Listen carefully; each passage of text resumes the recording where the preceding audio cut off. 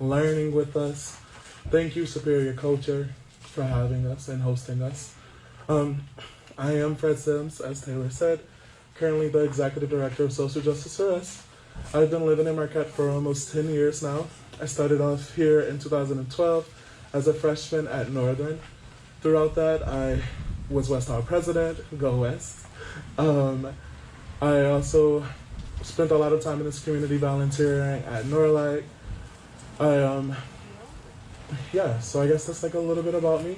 We're here to talk about systemic issues on tap and what that means and what that is. And I'm just here to give you guys a little bit of knowledge on that.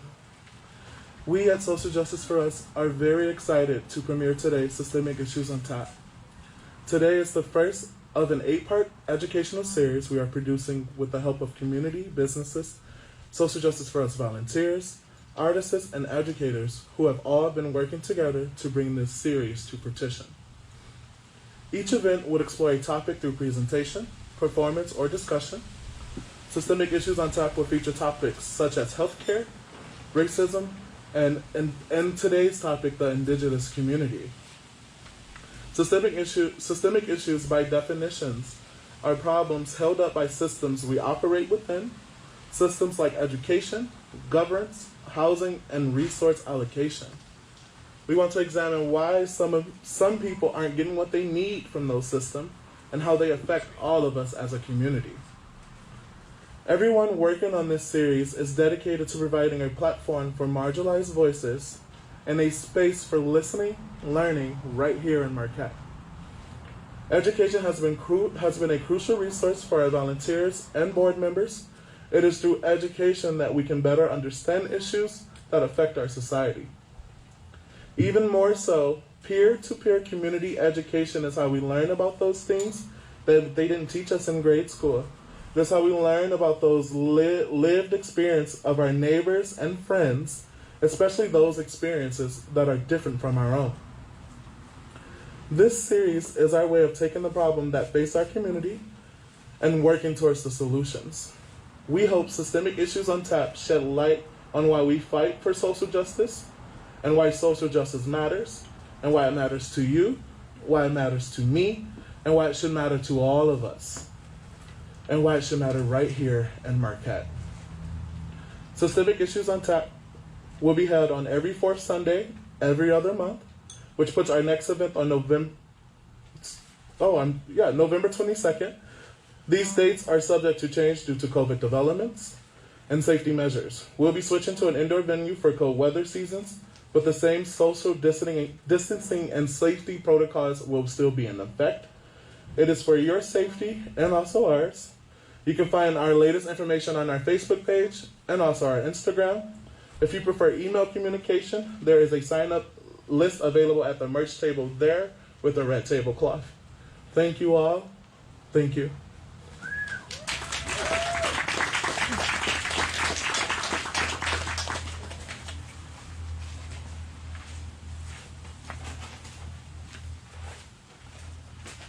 Thank you, Fred. So, our next speaker is Bazil Panek, who's a member of the Red Cliff Band of Lake Superior Chippewa Indians. Bazil is currently earning his bachelor's degree in Native American Studies at NMU and is the president of Northern's Native American Student Association. Today, he will be presenting the survival of Native languages, and there will be a Q&A to follow.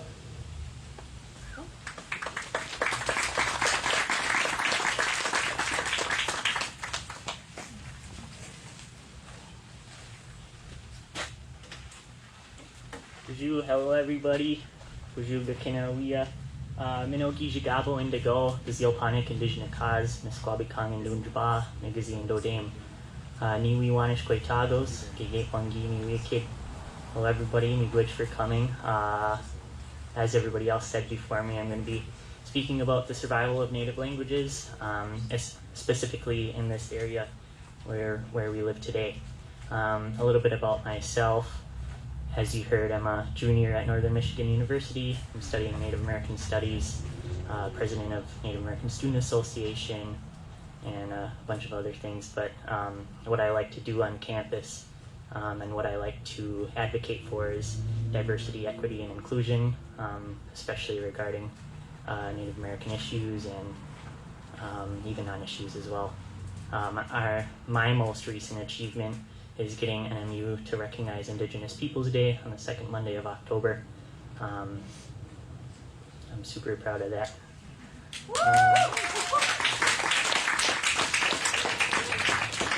So that's what I do at NMU. But about my history, I guess before NMU, I grew up on the Red Cliff Reservation, Misquabican. I'm a tribal member of the Red Cliff Band of Lake Superior Chippewa Indians.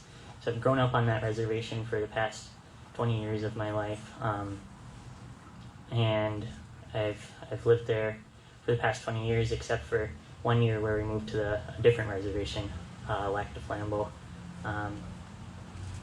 And through my years on the reservation, we all learned about culture, language, and history, and that was my upbringing, is to learn our culture, and that was really taught to me, I think, by my parents especially, is that our culture is so important and that our languages are so important, and to do everything I can to learn our languages and our culture to preserve those for our future generations. And I think that's really important.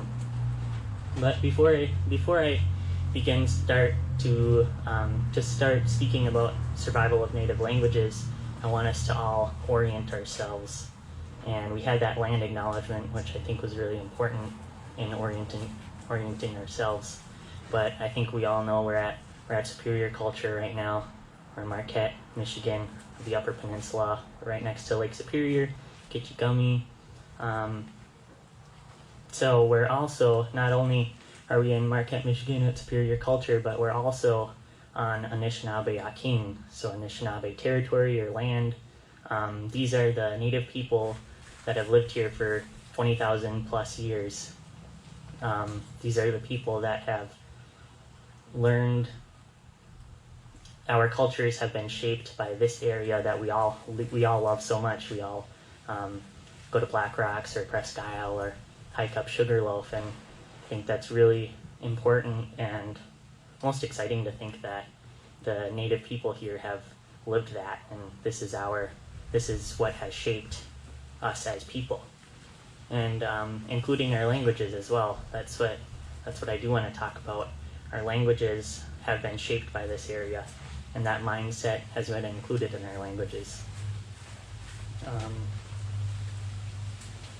One example of that is, so we have our languages that are categorized, they're gendered. We have the male-female genders of languages, but for Ojibwe, and that's what, just take a step back, Anishinaabe, we have our Three Fires Confederacy. Anishinaabe is our nation. We have the Ojibwe, the Potawatomi, and the Odawa people. We belong here to the Ojibwe people, and that's also the language that we speak is Ojibwe, Ojibwe Moan. So as I said, Ojibwe is categorized, and it's not a gendered language, but it's inanimate and animate. So you have your not living and your living. And I think for an example, for a word is Miskobawabik. Miskobawabik, and if you remember, Misquabican is Red Cliff. So we have Miskobawabik. Misko is a way to say that something is red. Misqua is to say that something is red, something inanimate that is red. Misko is something that is living that is red. Miskobawabik is the word for copper. So when we say Miskobawabik, we're literally referring to something that we believe is living and is animate, and it's a being. We are referring to copper as a being. So you can see how the native people, and specifically the Ojibwe people, we're seeing that this piece of copper has an elevated status in our mind. This is how we think of copper as a being, as something that deserves respect, much like people do. This copper also deserves that same respect. So I think that's a good example. of how to see that the Ojibwe people viewed this landscape around us. I think all of us, again, we really appreciate this area, like Sugarloaf and Presque Isle and all sorts of cool places, and that mindset has been here for thousands of years, and we've taken care of this land. And so I think speak a little bit more about Ojibwe to really make that set in your minds. I did want to do a word exercise with you all to really hit that home for you, because I think that's important in understanding the foundation of Native American people and the way we think of this land. So I think we're going to try this out. I'm going to give you a word in Ojibwe. I'm going to give you a word, and I'm going to tell you the direct translation of that. And we're going to try to guess the English word of what that Ojibwe word is. So our first Ojibwe word is a sabakeshi. A sabakeshi. So I forgot how to break it down, but what we're referring to is she, I think, is referring to somebody who does something. Ake is somebody who is making something. So a sabakeshi, we have somebody that is making something. A sub, I think, is a net. So when we say a sabakeshi, we're literally referring to the net maker. So that's my hint, is the net maker. Fisherman? Close. So this is not a fisherman, but it's an animal that makes nets. Spider. Yep, there we go. So that's I really like that word. We're literally referring to a net maker. Our second word that we're gonna practice is wawashkeshi. Wawashkeshi. So what that word is referring to is the white glimmering, shimmering motion that we see usually when something is running away from us. That's my hint. When something is running away from us, we see this glimmering, shimmering movement. What was that? Yeah, exactly. White-tailed deer. So we always see them running away from us on campus, and they're always running into the woods with their white tails, and yeah.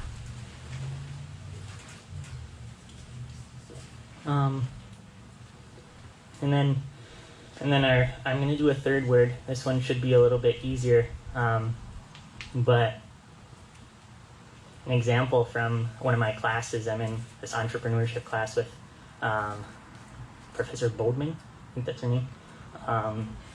So one day in class, there's this kid who's from like Florida. He's got a southern accent and everything. It's really, really interesting. He's a good student in that class. But one day we started to talk about pasties. We had no idea what a pasty was. So it took us about like 5 minutes to try to explain to him what a pasty was, and like we had to go back and forth, and he was asking us questions, and it was really confusing and stuff. So this next word is kind of related to that idea of trying to describe something to somebody. So our third word is Ninabash Kaminisa Gana Batu Ying Seji Gana Bakwajigan. So that's all one word. Ninabash Kaminisa Gana Batu Ying Seji Gana Bakwajigan. That's our third word. To break it down, we have mean, which is blueberry. Bashkaminisigan is blueberries, so they're boiled until they explode. Bituying Sejigan means placed in between. So far we have blueberries boiled until they explode. And Bakwajigan for the end of the word. Bread. So we're referring to blueberries that are boiled until they explode, and they're placed in between bread. Blueberry jam? Blueberry pie. Super close. So I think that's a really fun word to highlight. It's like a hard word that everybody wants to learn eventually. But that gives you an insight to, we had entrepreneurship, my class entrepreneurship. We were trying to describe what a pasty was to this guy from Florida for the longest time. But if we were all speaking Ojibwe, we'd say, Mina Bosch, Kaminasa Ganabitu Yingwe Sage Ganabaquajikan. And we'd all understand right away that that's blueberry pie because it's describing that direct description of this is what blueberry pie is. It's blueberries boiled until they explode and placed in between bread, if that makes sense.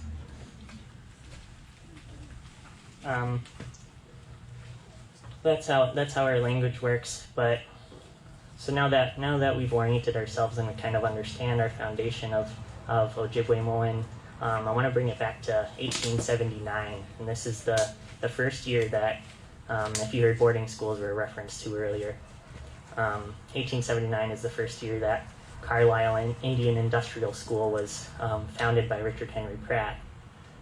I forgot where that was, but it's down south somewhere. Oklahoma? Somewhere. Pennsylvania, I think so.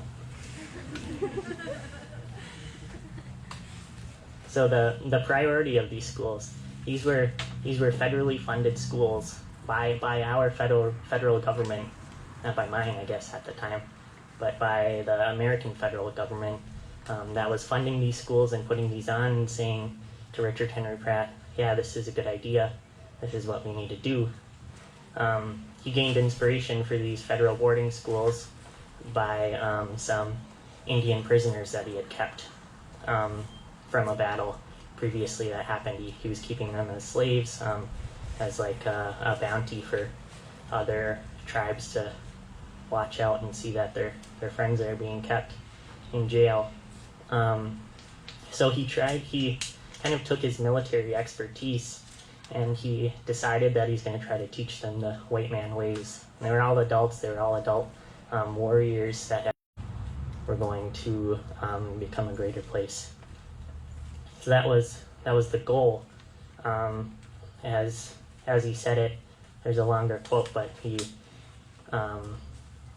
said, "Kill the Indian, save the man." He wanted to kill the Indian out of these kids, take out the culture, take out the language, take out their histories, and just save the man. Save the man and make him a good Western person, American person. And I'd like to think that these schools worked. I'm speaking in English right now. I'm speaking in English right now and not in my native language. So these kids went through these schools. First priority was to get them to speak, read, and be able to understand English. They were brought in this classroom for the first day of orientation. This was their orientation. They got their hair cut off, their clothes were stripped, their cultural clothes were stripped. They put on these new fancy uniforms, and they were brought into this classroom. And there were all these words on the chalkboard that didn't really make sense to them. Words on the chalkboard, they were in these weird characters that they didn't understand, and they were kind of brought up to the front of the room, and they took this like pointer stick. They were given the pointer stick, and they were directed to kind of point to a word on the board. And so they did that. They had no idea what they were doing. They were pointing to these words, and they were given this necklace, kind of like this, but it's just a necklace with a board on it. And what the words were inscribed on these boards. What the words were their new American names. They had no idea what they were doing, but they were pointing out this word, and then this is their name that's given to them for the rest of their time in the school, and sometimes for the rest of their lives.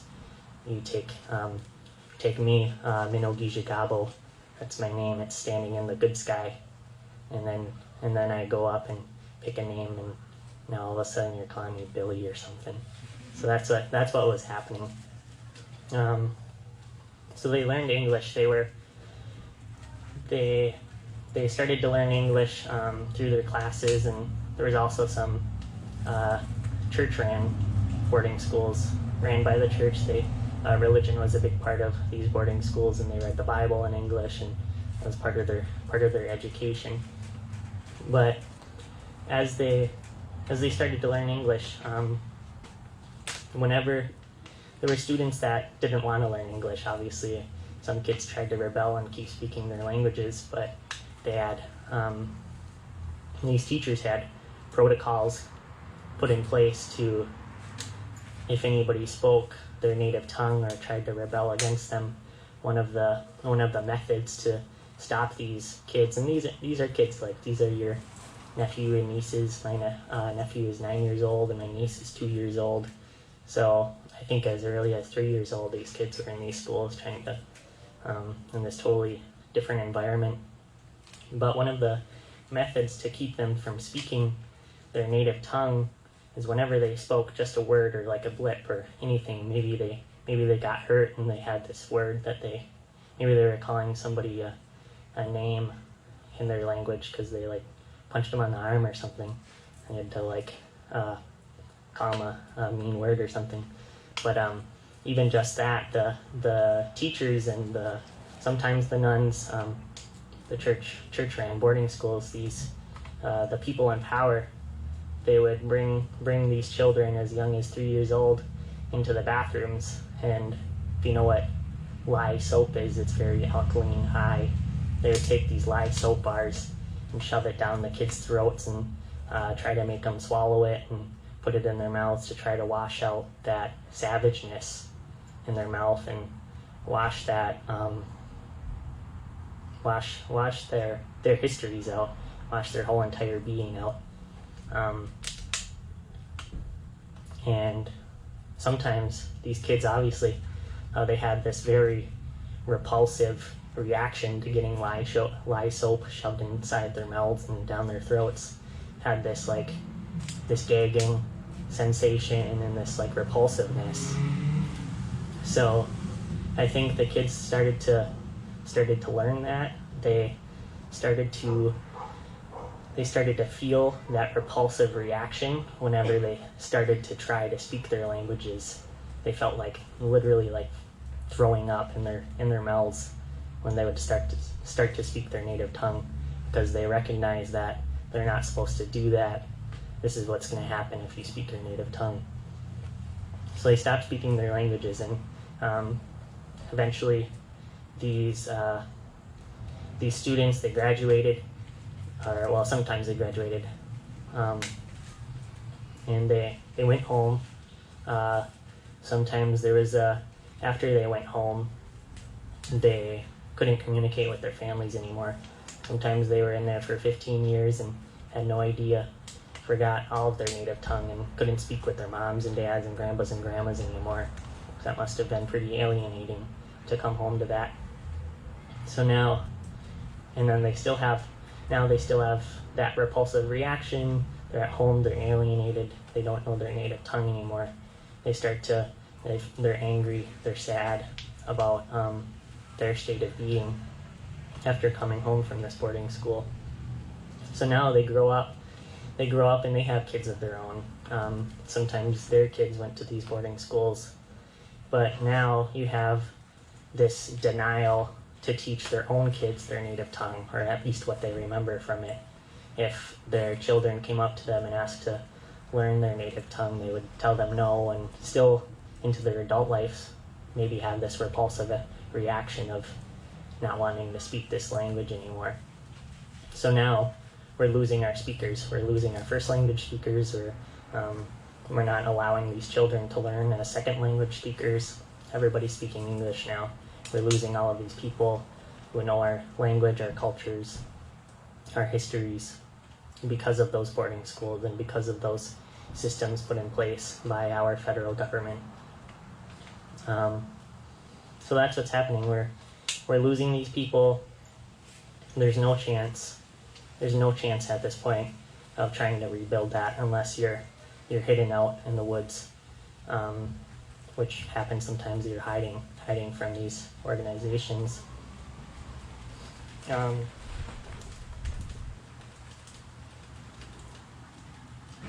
So now we've lost these speakers. I think the last closed down boarding school was in 1918, And the schools after that were day schools. They were either boarding schools that were off reservation and the kids just went there for a day and left back home, or they were on the reservation. I had 2 boarding schools on my reservation and then 1 in the next town over in Bayfield. So now the boarding schools are shut down, but there's still these policies in place that aren't letting us speak our language and practice our cultures. So now we're losing our speakers.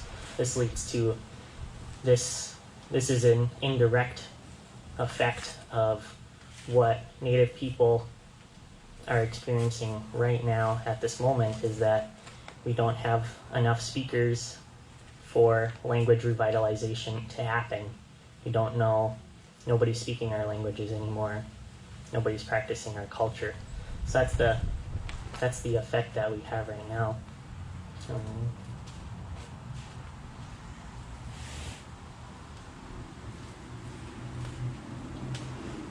So I think even we have a problem at NMU, and I guess I'm speaking on behalf of Judd right now because he's one of the language teachers at NMU. We have this problem because of these boarding schools that were put in place and these systems that were put in place to prevent Native people from practicing our language and our cultures. There's no longer the importance on our languages and cultures. The federal, or our colleges, our high schools, our elementary schools no longer see the importance of languages because they're all dead and there's no one speaking anymore. So why do we need to try to revive this? So we lose funding. Kids aren't attending these classes anymore because they may even feel insecure about learning these languages. The attendance rate in Judd's classes and other language classes we have, there's a lot of the times where we can't run these classes. So, and I think I'd like to tell you about why language revitalization is so important, and I believe that it comes before everything else in Native culture. I think that language, the first, and remember that our boarding school with Richard Henry Pratt, our first priority was to learn English and to take that native tongue out of us. If we didn't know English, we couldn't learn the rest of these things. So remember, that was the priority. And today, I think that's the priority, to relearn our native languages. I believe that our native languages are our foundation, are our keystone of our cultures. Without language revitalization, we can't have food sovereignty, we can't have land protection, we can't have cultural revitalization. And I think it's also important in our ceremonies, in our sweat lodges, in our Maday ceremonies. There are things that in our languages that cannot be translated into English. These ceremonies that used to be ran entirely in the language, you can't translate all of those things up to how important it was. Now we're just saying copper as copper, and it's just this thing. It's a resource now. When we say it in English, it's a resource in this non-living thing. Without speaking about it as Miskobawabik, there's no importance to that object anymore. I think that's important. Language reclamation and revitalization is important to continue to revitalize our cultures, and it's the foundation.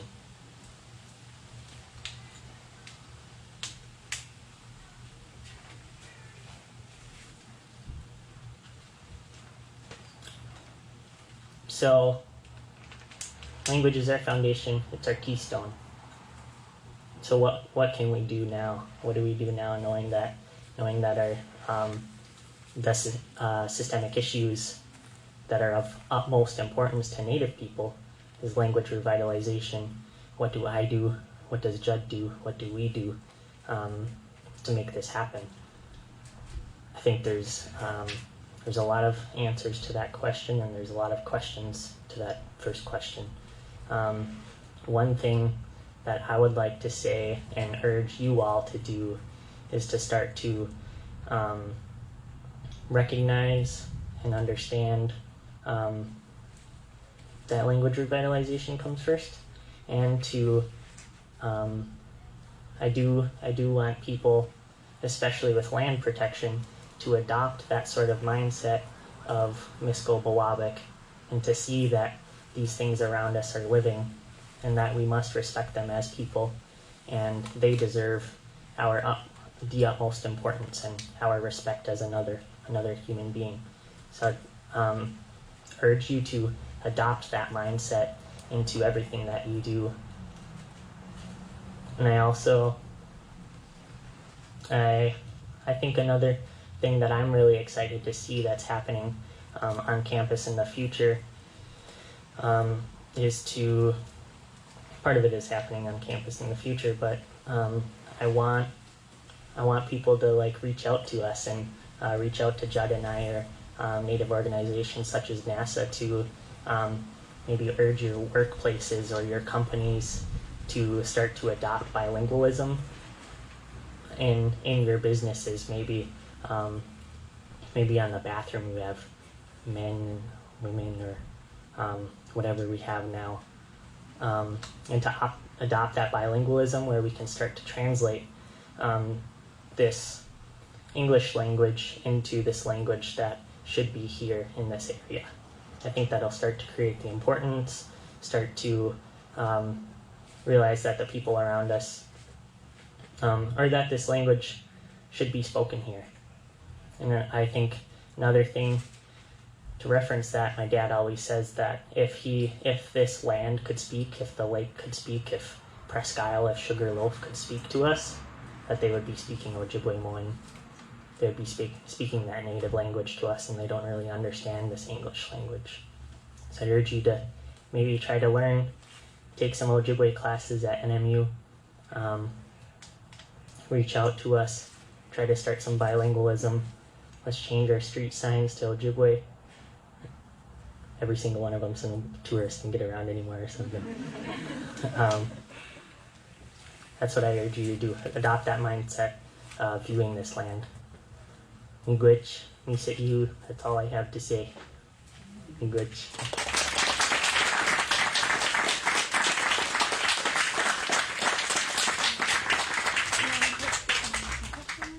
Yeah, cool. So Questions. we have some time for questions. Just raise your hand and project.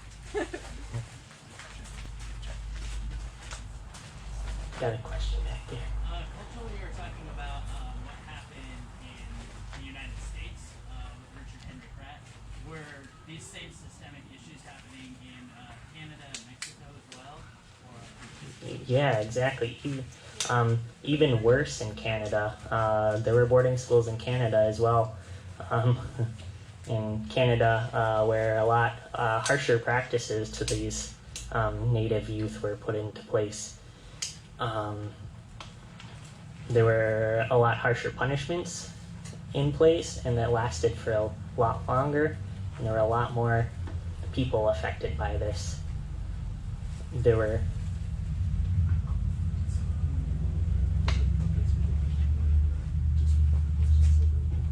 okay, perfect. So there's a question if this boarding schools happened in Canada and Mexico and other places as well. So it happened in Canada to a higher extent, I think. Also in Australia, there were some of these boarding schools.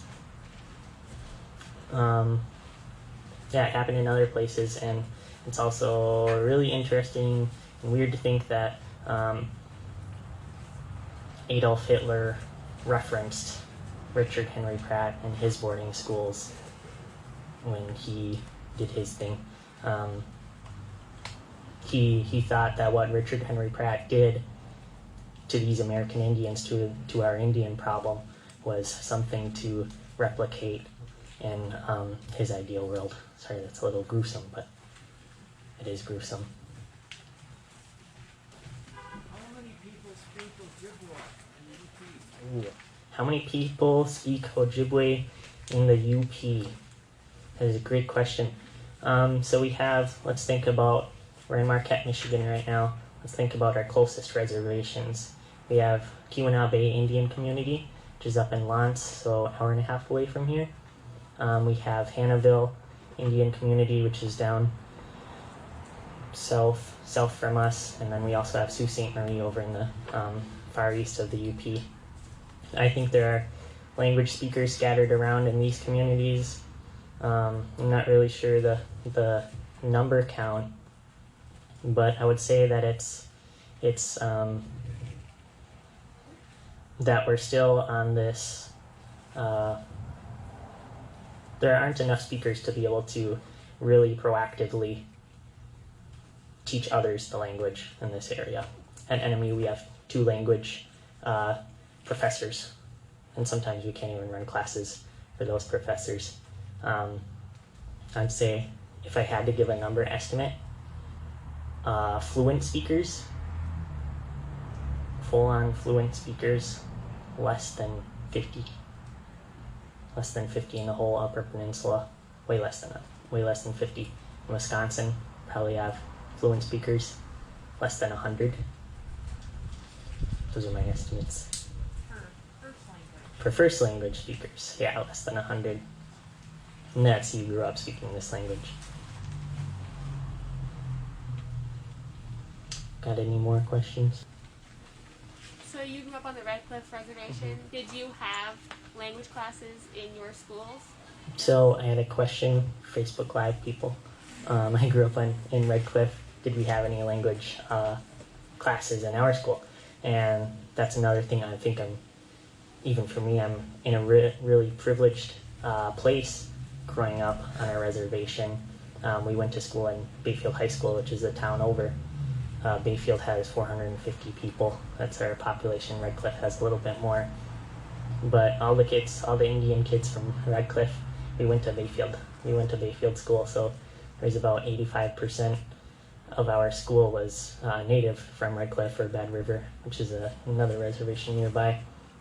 We did have language classes, and we had culture classes, and Bayfield School really implemented and adopted and understood the importance of implementing culture and language into our schools. We had a traditional drum before each and every graduation or things like that I thought was really exciting. And yeah, we did have language classes. We had some pretty great teachers that I think of a lot.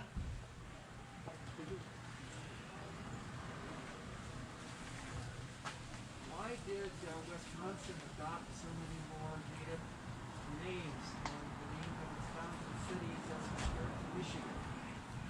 That is a good question. So why did Wisconsin adopt so many more native place names than the Upper Peninsula of Michigan did, or Michigan in general? I think, and this is what I heard from Dan Truckee of the, he organizes the Sonderegger Symposium, the Beaumier on campus. There was a person that I think renamed all of the counties at one point, and he had this very Western view on the land. And I think Wisconsin, I don't know what's special about Wisconsin, why that happened. All I can say is that there was somebody, especially in Michigan, that really didn't want that to happen, wanted his own names on things. I think that's all the knowledge I have about that.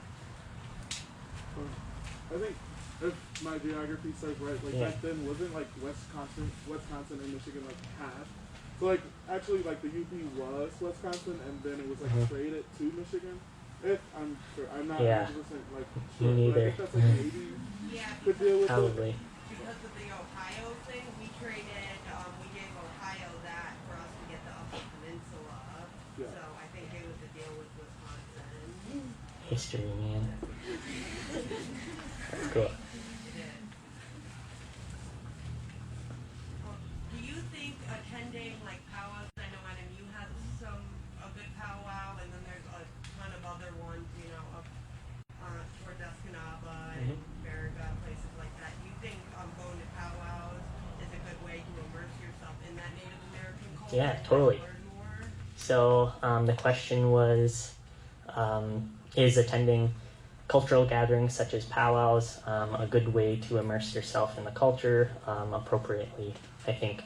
So I would say yes, and that things like the Northern Michigan University Learning to Walk Together powwow is put on by the Native American Student Association. It's a great way to for non-Native people to learn about Native culture, to maybe adopt some language into your lives. I think the understanding of it is really helps, and things like we're all here right now. This is an appropriate venue to learn about these things, and it's an effort that I really love to see more of, especially this year. Also, Indigenous Peoples Day is on October 12th. Sorry, I'm doing a shout out. Indigenous Peoples Day is on October 12th at NMU. Look on our Facebook page, NMU NASA. There'll be some information there on how you can attend Indigenous Peoples Day, learn about the importance of recognizing that. Another thing, we could learn 2 words right now. We'll say hello, which is bonjour. That's bonjour is hello, so you can take that word home. And then we can say miigwech, which is thank you. So usually I start out my emails with bonjour, and then I translate it in hello, and then I say miigwech, thank you.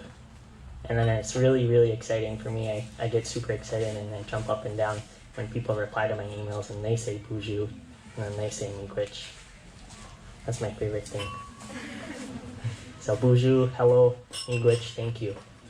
If you're ever contacting somebody from a Native organization, tell them bonjour. I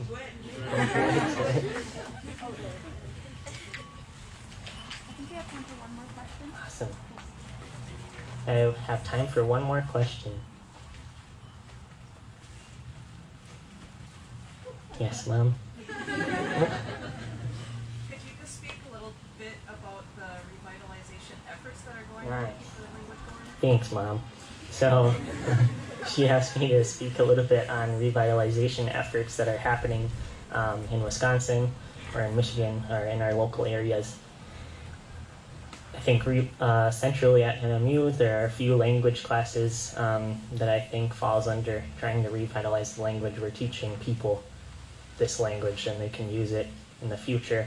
There's also immersion schools that are popping up everywhere. The most kind of flagship immersion school is in Wisconsin, in LCO, Wisconsin. It's called Wadukadading. It's the Ojibwe Immersion School. It's there's a YouTube video that's really fun to watch. It's a language immersion school where it kind of takes that boarding school aspect of it. The first priority is for you to speak Ojibwe again. So it's full immersion. Everybody's speaking Ojibwe at all times, and you learn algebra, you learn geography, you learn history, all in the language. That's a really good example for a revitalization effort that's happening. Other revitalization efforts that I see happening are books that are written in native languages, or drawing books sometimes, or websites that are translated in that. And those are good to see and good resources to look out for.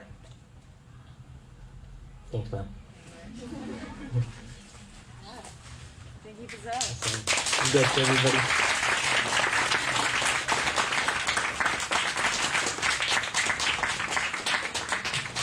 Thank you so much, Bazil. We are going to take an intermission. We'll take about 15 minutes, be back here at 5:25, so people have time to get a drink or use the bathroom, visit our merch table, buy a sticker, or make a donation, sign up for the email list. We'll be back here at 5:25. Thanks. I want a sticker.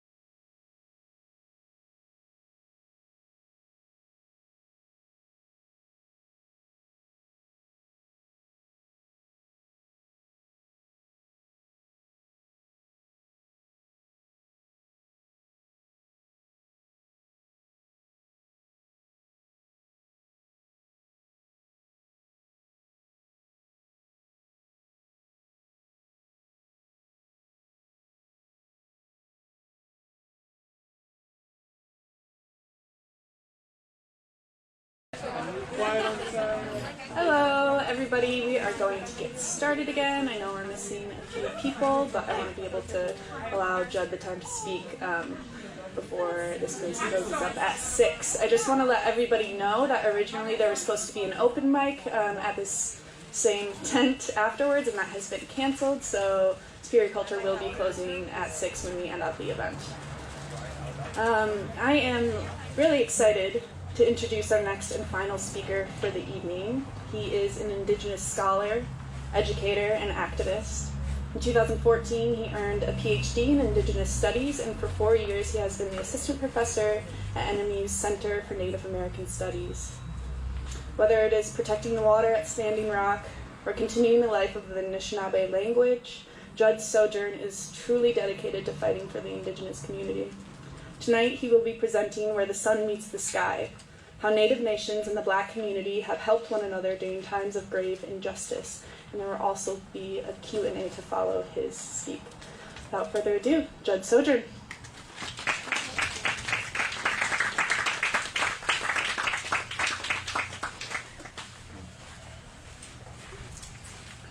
Bonjour.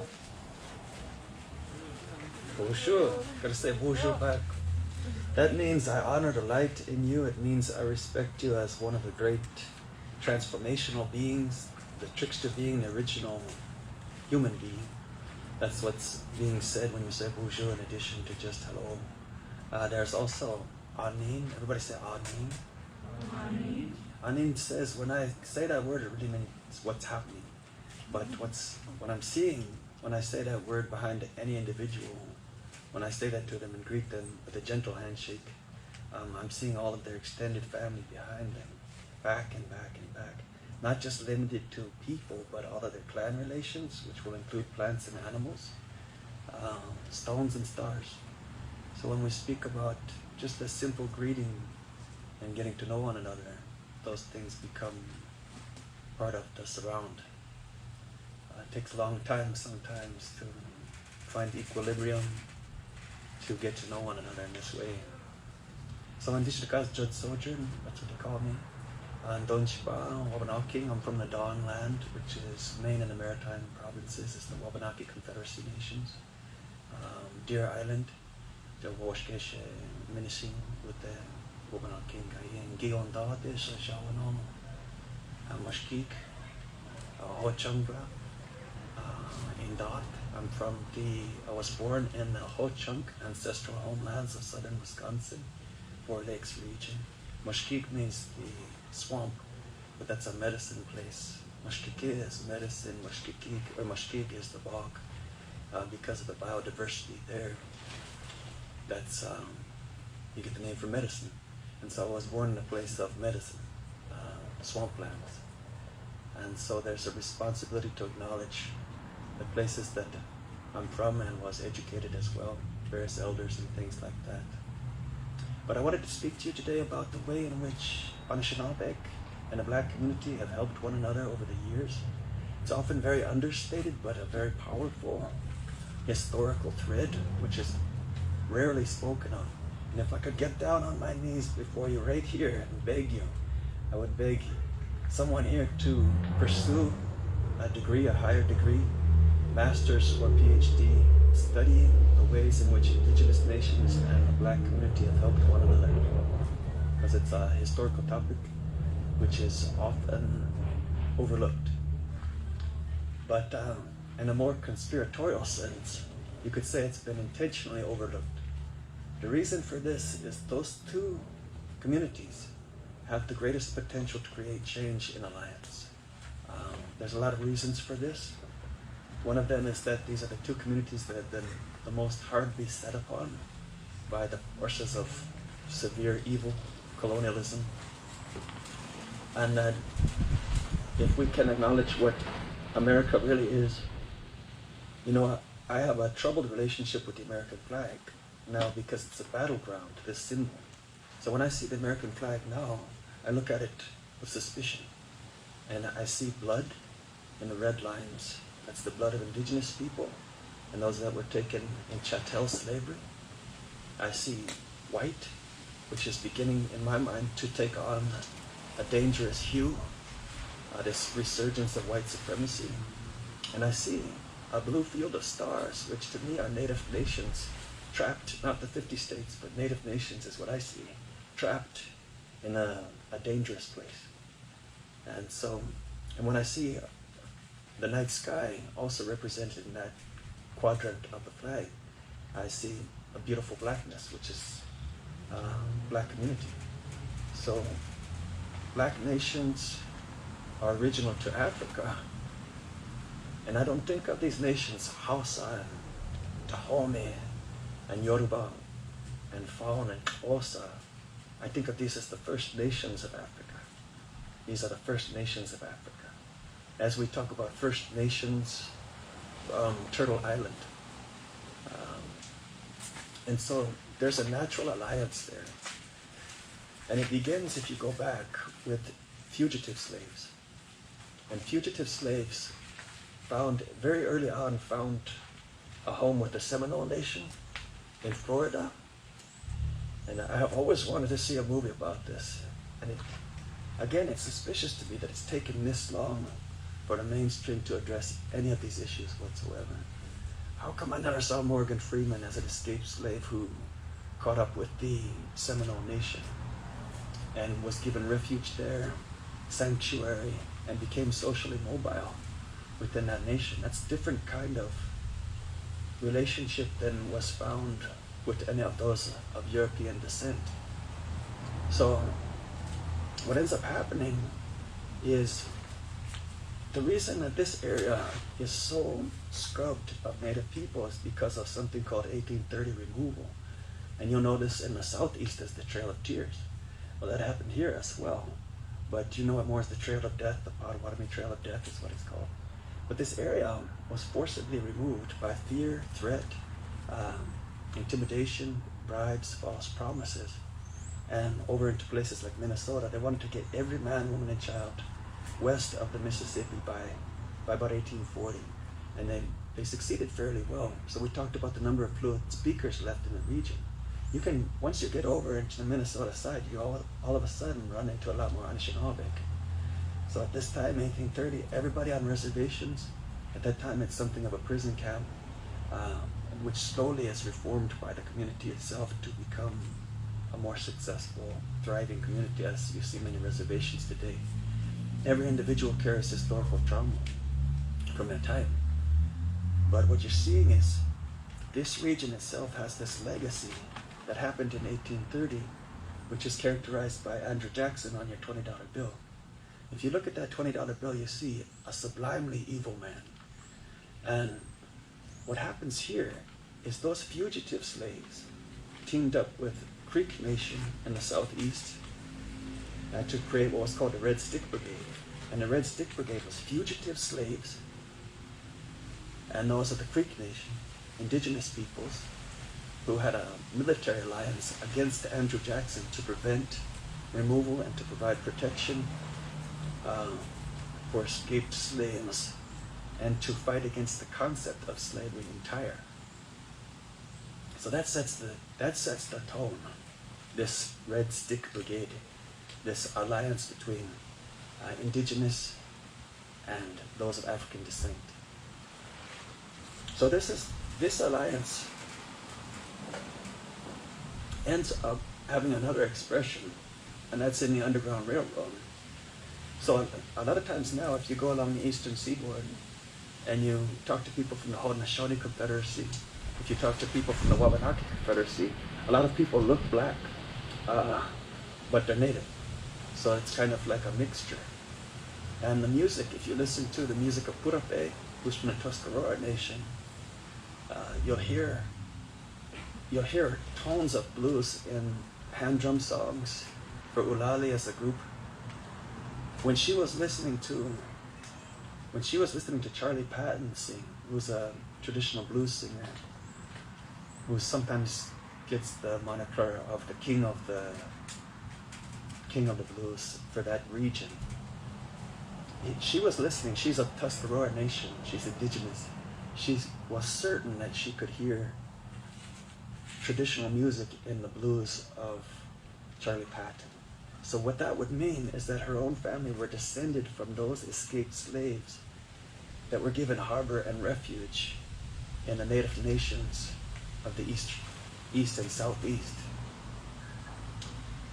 Furthermore, as you continue up the East Coast, that Underground Railroad has a bunch of sort of pathways. One of them goes central north, and another one comes up the East Coast. It'll go all the way into Canada, hitting all those. At the time you have confederacies, which continue today. Basile mentioned the Three Fires Confederacy for this region. So whether you realize it or not, for all this time we've been under the protectorate of the elders, community members of these three nations in a confederacy. And they guard us, guide us, and most importantly, they hold us emotionally without us realizing it. So they're always in the background. They're always supporting you.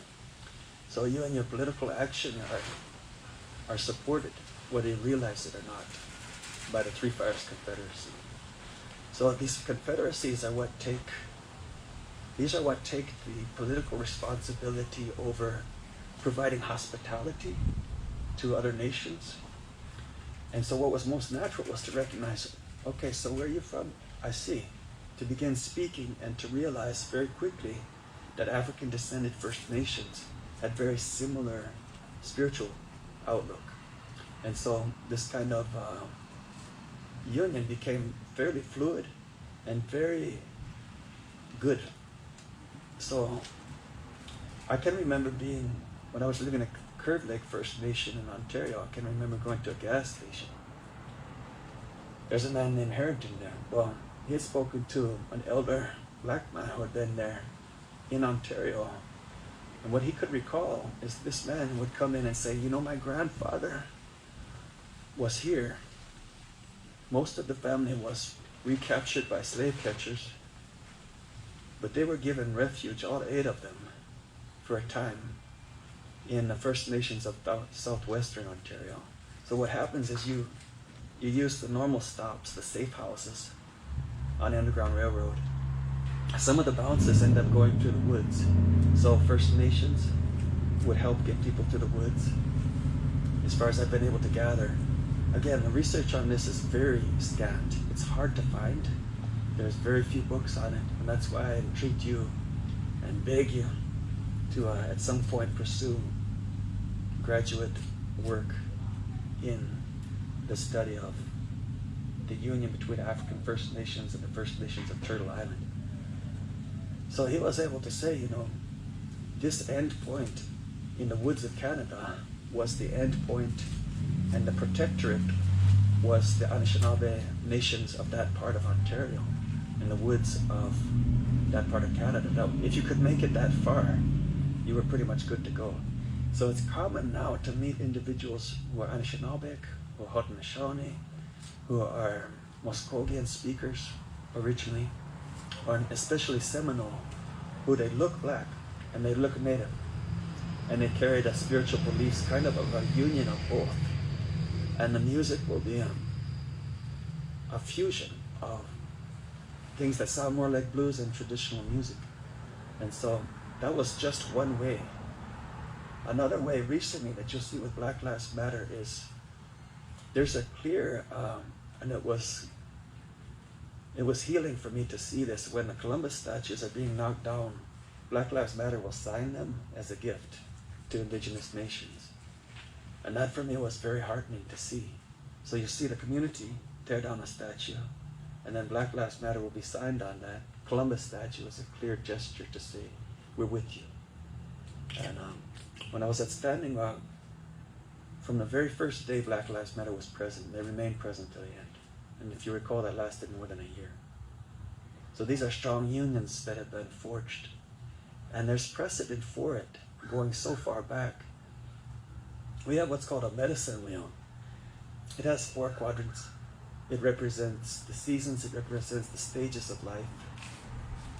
But it also represents all people coming together to heal this Turtle Island in the time of what's called the 8th fire prophecy, the relighting of the 8th fire. 7 times before this, the people have come near extinction. And 7 times they've had to light a fire, which means to restore the old ways and restore old alliances as well. Forge new alliances, build new ways based on the old ways. So we're lighting the 8th fire now. We're in a time where we're, in a sense, threatened with a kind of spiritual extinction, in which Anishinaabeg ideas, in which First Nations ideas, spiritual concepts are considered, they're under attack in a certain way. They're under attack through ridicule, through being just sort of cast off and thought of as being quaint. They're, even yesterday, the people on the street, you can see this kind of vitriol that we haven't seen in a while. But to give you heart, this has happened 7 times before. And so this is the 8th time. 7 times we succeeded. These alliances were forged.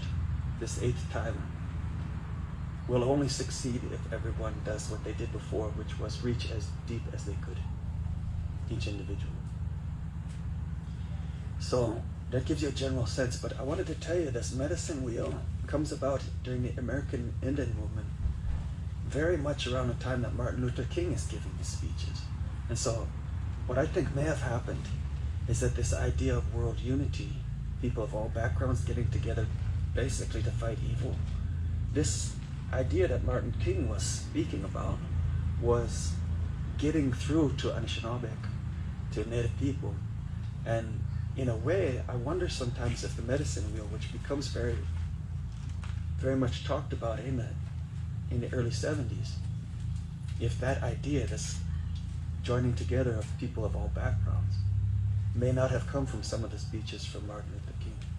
So this is another way in which the Black community has helped Native nations, or Native nations have helped the Black community.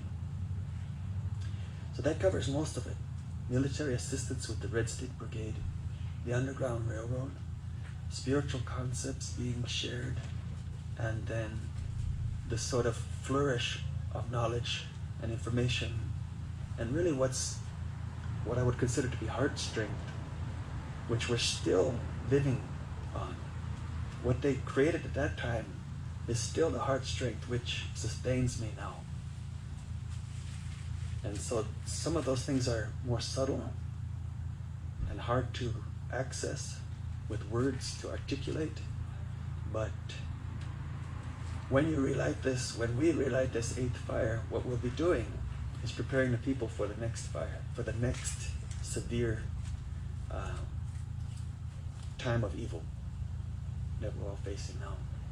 So I wanted to leave you with one word of encouragement, and that is, in the culture we have songs that talk about Okichitawak, which are veterans, which are in a sense warriors, but what's happening there is single moms can be Okichitawak because they fought so hard to create a good life for their children. They can be, to me, that can be a veteran. Someone who has suffered to addictions and knows what that's like. To me, that can be a veteran. So what I saw yesterday on the street, what I've seen throughout, is you guys have been under severe psychological attack.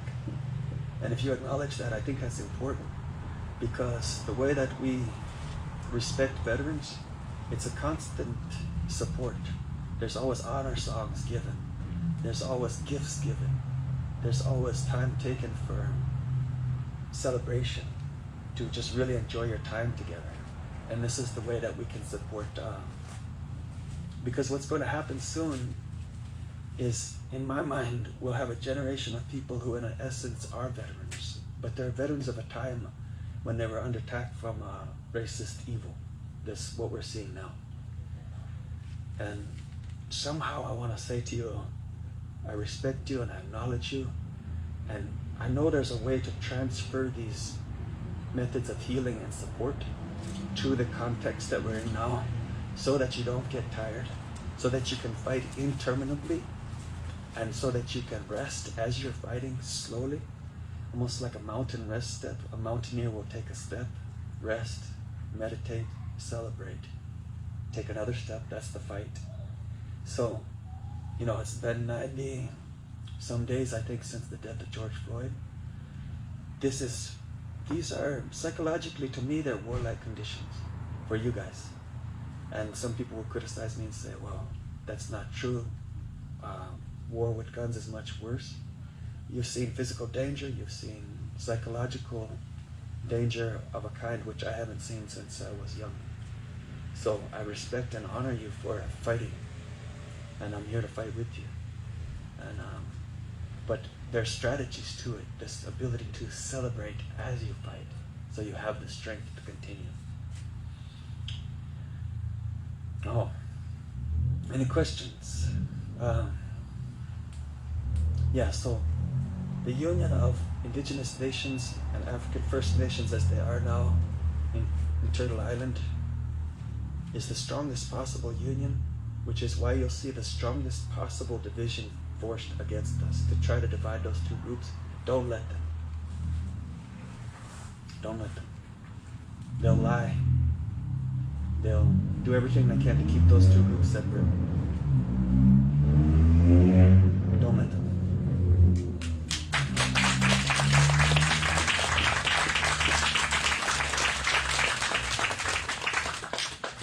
I know that's a lot of information. Coming up with a question after that is probably a little bit, it takes a while to gather your thoughts, but I do invite questions, comments, creative insults, grandiose praises.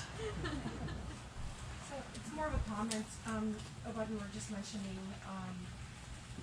You mentioned how it's warlike conditions. I grew up in a large city, and I saw those conditions were very warlike. We saw police, we saw shootings daily, we saw the violence in our neighborhood. Like, it is warlike conditions. It's not here necessarily because we're a small town, but we see the violence of police brutality. We see it all the time. And it is warlike. It is traumatic. I suffer from CPTSD from it. So it is very warlike. I don't think it's fair to say it's not. So I do agree with that. I just wanted to comment on it. Yeah, and in this region, there's a kind of,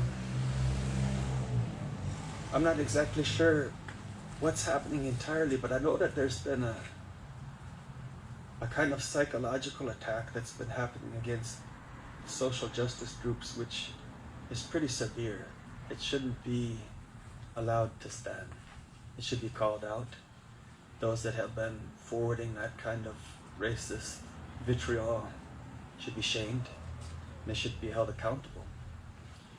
And then if that's sustained over hundreds of days to that level, we got to do what we can to strengthen ourselves continuously. I do just want to say thank you, because you're definitely right. And up here, we're lucky, I guess, that it's not war, quite, like a war zone necessarily.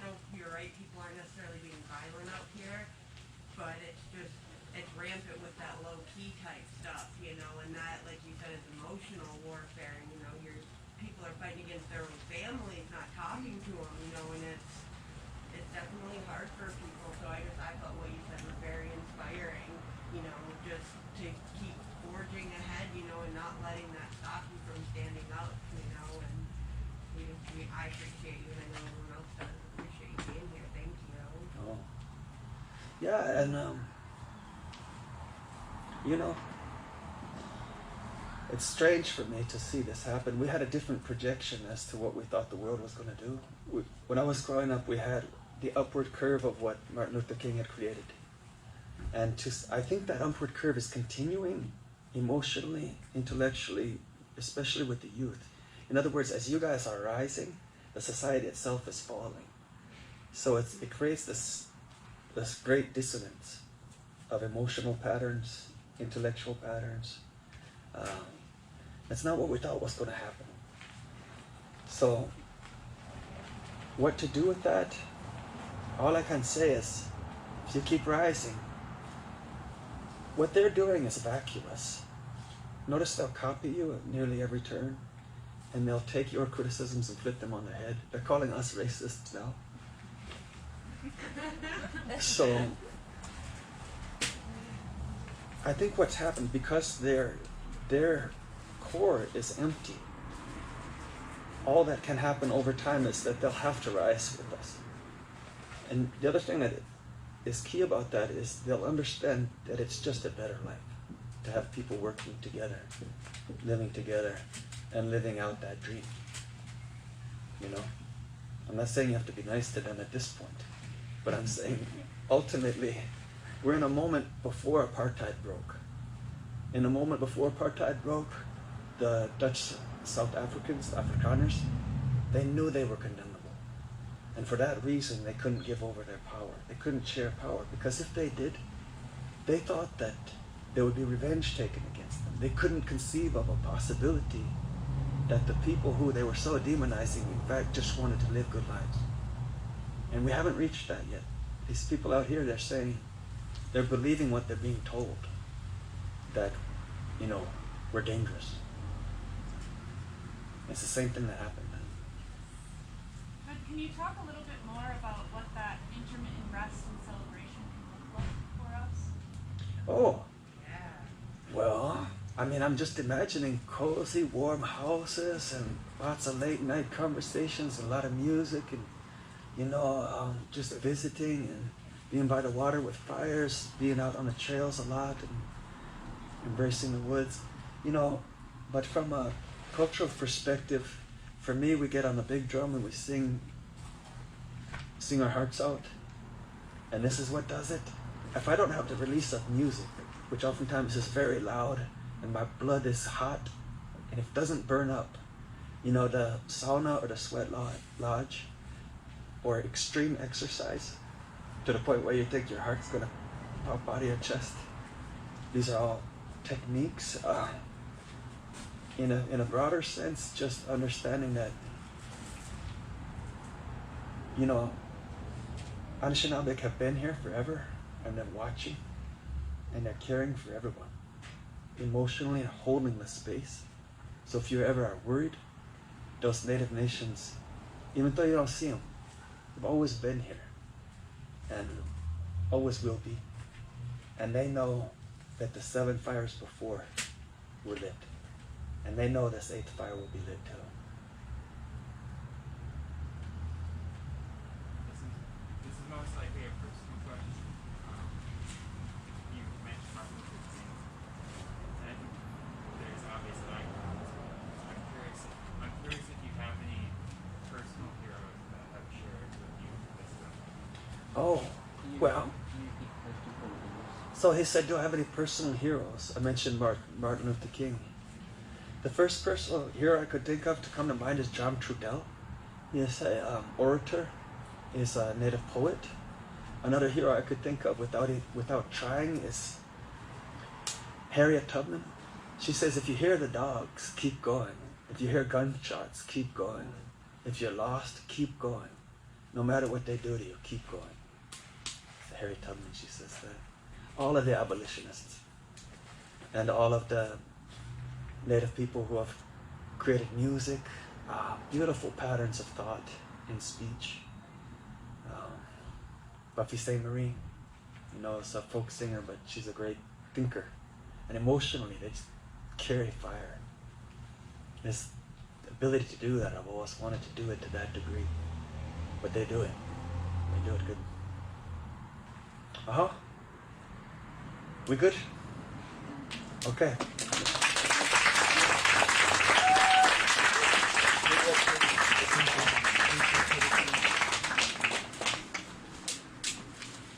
Thank you, Judd. I appreciate it. That was Systemic Issues on Tap, the Indigenous Community. The message was brought to you by Judd and brought to you by Bazil. While listening and thinking, Bazil spoke on enriching yourself in different languages, respecting the earth that you walk on, and seeing it as your equal. Judd spoke on a lot of different things, owning in on your own spiritual connection and what that means to you and how that can benefit your community. He also spoke on Martin Luther King Jr. and the Civil Rights Movement. To me, like, the Civil Rights Movement gave way to a lot of different types of movements in the United States. It was a segue for the women's rights movement. It was a segue for the disability movement. There were so many people who were being oppressed, not seen, not heard for who they are. It is, I spoke on this yesterday. It is crazy to live in a world and see it as it is, but also see the potential of what it could become. We all have that potential to make it better. We all have that ability to make it better. So I challenge each and every one of you to keep coming to Systemic Issues on Tap, to keep learning, to keep growing as a community. We can't do it. Social Justice for Us can't do it without you guys. We are here to learn together and to grow together. I would like to take the time to open the floor up to any questions for Social Justice for Us. If there are none, I will also like to say thank you all. I truly appreciate you coming, and I hope to see you again on November 22nd for Systemic Issues on Tap Healthcare. Are there any questions for Social Justice for Us?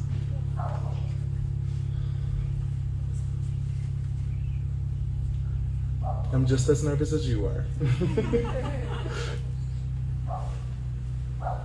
Yes. Yeah, so it's going to be on healthcare.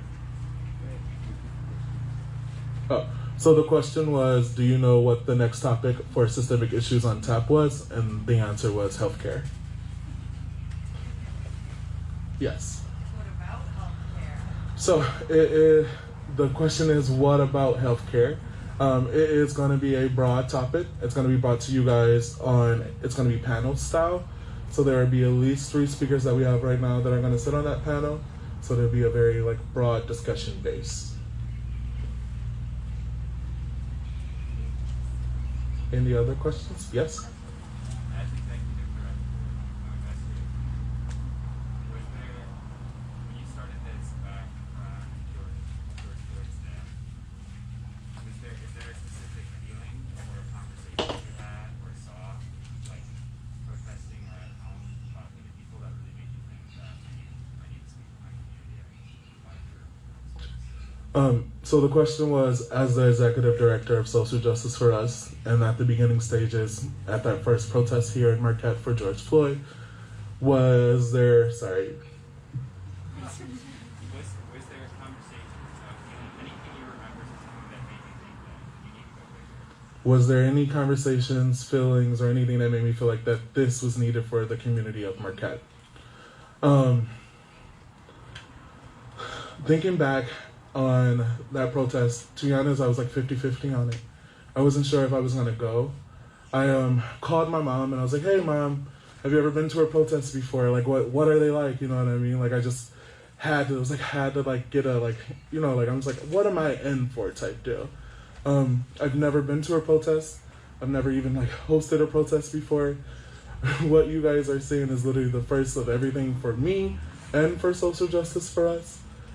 And thinking back, I was with my friend Aja, and it was that protest where we went down to the police station and we all linked arms and we were all exclaiming why we were here.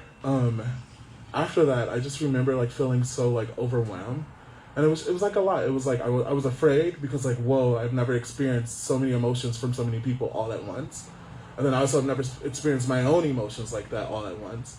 And I just remember just telling I was just I need to sit down. I have to feel this type thing. And I'm one of those person who are very private. I don't like to show emotions. That's not something that's really not who I am. So I cried in front of Aja and it was bawling. So I just remember after crying feeling that there was this sense of overwhelming relief, but then there was also all of these questions of what's next. How can this continue on and be other than protests and stuff like that? And I'm honestly grateful for meeting the people who represent Social Justice for Us, who come and help us a lot and stuff like that. Even the people who are not volunteering for Social Justice for Us, who even help us put on things like this. I am grateful because it was something that inspired us all to do something like this. We all felt this conversation was needed, We just needed some inspiration. And I think that's like the overall feeling of afterwards was just inspiration. It's hard work, but it's work that needs to be done.